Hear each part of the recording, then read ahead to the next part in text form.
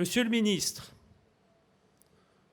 Mesdames et Messieurs les ambassadeurs, les ambassadrices, Mesdames et Messieurs les parlementaires, Mesdames et Messieurs, chers amis d'Algérie, de France et d'ailleurs, ce soir, c'est ensemble, dans cette Algérie que j'ai la chance de connaître et le plaisir d'aimer depuis si longtemps, que nous célébrons ensemble le 14 juillet, une cérémonie qui sera pour moi la dernière.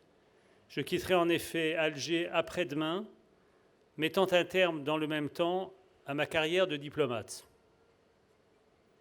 Je ne pouvais, à vrai dire, rêver plus beau cadre que cette résidence où nous sommes réunis pour clore ces 42 années au service de la France. Saïd El-Wazir,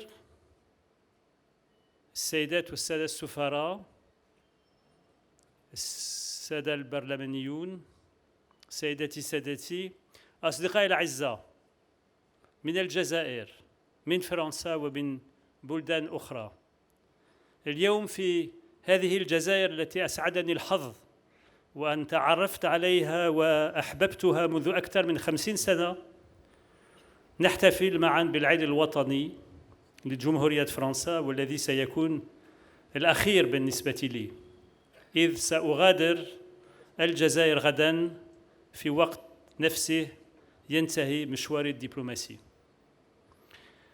أود أن أقول والذين يعرفونني يعلمون بأنها ليست مجاملة بأنني لم أحلم أبدا بمكان أجمل من هذا لإنهاء مشواري الذي دام 42 سنة في خدمة فرنسا. Lorsque je me suis installé à la Villa des Oliviers, je n'ai pu m'empêcher de penser qu'il y avait là un signe du destin. Mon grand-père, Georges Gouillette, occupait en effet, il y a 75 ans, des bureaux situés à quelques encablures de cette résidence dans le quartier d'El Biar, alors qu'il dirigeait une succursale de la compagnie algérienne de crédit et de banque.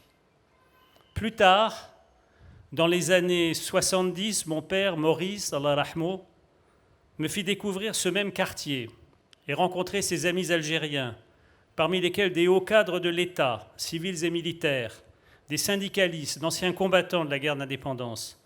Certains sont ici ce soir, je pense particulièrement à l'un d'entre eux venu d'Azazga, et je veux les remercier.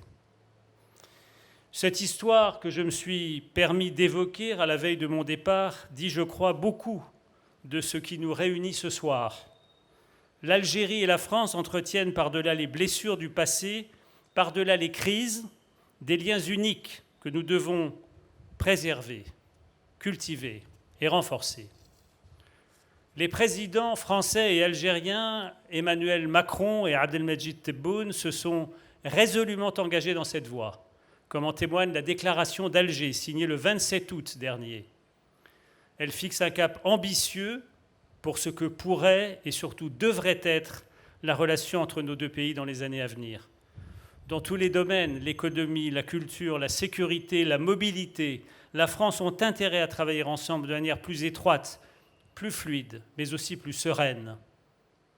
Le président Macron n'a jamais dévié de cet objectif. Je tiens à rappeler devant vous le caractère exceptionnel des efforts qu'il a entrepris pour l'atteindre. Il y eut d'abord tout au long du premier quinquennat et jusqu'à aujourd'hui plusieurs gestes extrêmement forts visant à établir sans faux semblant la réalité de la colonisation française. Je pense à la reconnaissance de l'assassinat de Ali Boumengel, à celle de la mort sous la torture de Maurice Audin, je pense à la restitution des crânes des premiers combattants algériens de l'époque de la conquête, mais aussi à la présence du chef de l'État en personne sur le pont de Bezons, l'an dernier, lors des commémorations du 17 octobre 1961. Il y eut ensuite, faut-il le rappeler, sa visite de 3 jours en Algérie, à Alger et Oran. Un président français se déplace rarement, je dirais, ne se déplace même quasiment jamais aussi longtemps dans un pays étranger, sauf, et encore, en Chine ou aux États-Unis. Il y eut enfin, les 9 et 10 octobre dernier, la venue à Alger de la Première ministre, accompagnée de 15 membres du gouvernement français. Là encore, j'insiste sur le caractère inhabituel, voire inédit, d'une telle mobilisation, signe parmi d'autres du caractère prioritaire pour la France de la relance de sa relation avec l'Algérie. Il ne s'agit pas d'un caprice ou d'une passade. La France et l'Algérie sont conviées par l'histoire, par la géographie, par ce lien si spécial qui unit nos deux peuples, à inventer ensemble un partenariat qui n'aura, pour reprendre les mots célèbres de Rousseau au début des Confessions, je le cite, « jamais d'exemple et dont l'exécution n'aura point d'imitateur ». Ce sera à mon successeur, Stéphane Romatet, de poursuivre cette noble tâche aux côtés de ceux qui constituent encore pour quelques heures mon équipe. Stéphane dispose pour ce faire de toutes les qualités d'un grand professionnel de la diplomatie. Mesdames et messieurs, je voudrais, pour finir et sur une note de nouveau un peu plus personnelle, vous dire ce que je retiendrai de mon séjour en Algérie. Je veux croire que j'oublierai les crises, les moments de tension, car il y en eut bien sûr, les moments de doute. Il y eut aussi évidemment l'agression russe contre l'Ukraine qui nous a profondément choqués. Je me souviendrai en revanche certainement et pendant longtemps des amitiés profondes que nous avons nouées ici avec mon épouse Halima, qui aura retrouvé avec émotion le pays qu'elle avait quitté il y a bien longtemps. Je pense en particulier aux artistes algériens à qui elle a ouvert les portes de cette résidence. Je salue ceux d'entre eux qui sont présents ce soir. Je me souviendrai de la formidable hospitalité algérienne, cette hospitalité légendaire qui nous fut partout et toujours offerte. Je me souviendrai de la beauté des paysages du Grand Sud, des splendeurs de Djamila, de la douceur d'Oran, du raffinement de Constantine et de Tlemcen. Je me souviendrai de la grandeur d'âme des chefs des confréries soufis que j'ai eu l'honneur de rencontrer.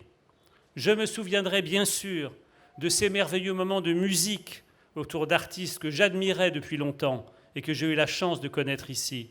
Abdelkader Chaou, Nourdine Saoudi, Salim Dada, Salim et Adlan Fergani, Abbas Riri, Lila Borsali, dont je salue la présence ce soir, Kamel Bennani et bien d'autres.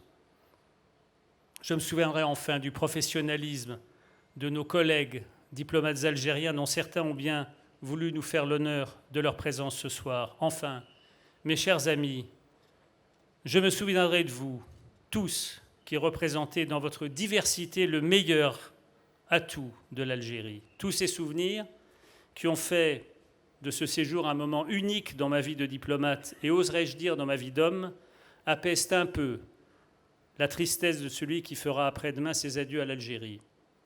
Il m'invite aussi à vous dire, à fredonner, comme dans la chanson, « Feinen kun man nsaha » Alger, shhal nhabha. Je l'aime en effet, cette Algérie, comme j'aime les Algériens, et je ne vous oublierai pas. Vive l'Algérie, vive la France, vive l'amitié franco-algérienne.